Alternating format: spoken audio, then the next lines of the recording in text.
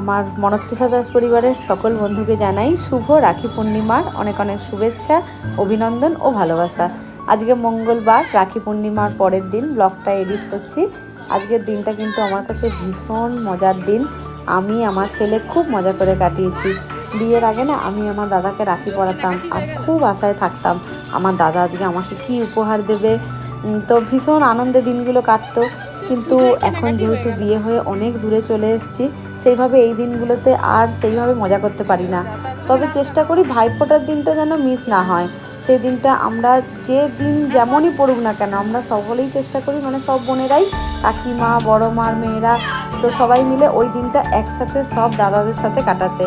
আমার ছেলেরও বোন আছে, কিন্তু ওর কাকিমার মেয়ে আছে, কিন্তু ও দূরে থাকার জন্য না এই দিনটা মানে রাখি পড়তে পারে না ওর নিজের বোনের থেকে।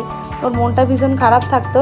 কিন্তু এখন মানে আমরা যেখানে থাকি না, সেখানে ওর প্রচুর দিদিরা রয়েছে, মানে মন খারাপের কোনো কারণই নেই।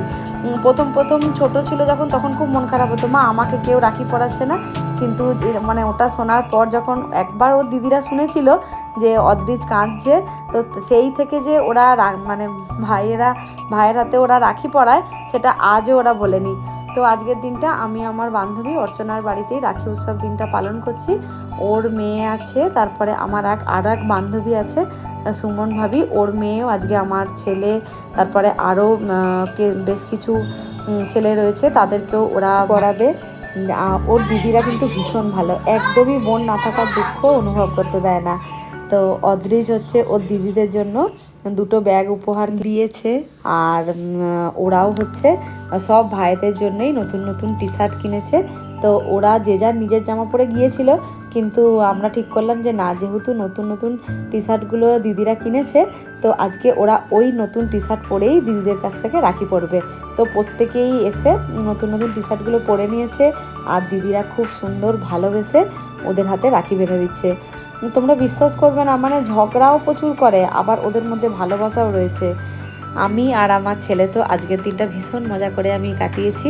তো তোমরা কে কিভাবে রাখি পূর্ণিমার দিনটা কাটিয়েছো অবশ্যই কিন্তু আমাকে জানাতে ভুলো না কমেন্ট বক্সে কমেন্ট করে। আজকে একটা ছোট্ট ব্লগ তোমাদের সাথে শেয়ার করলাম।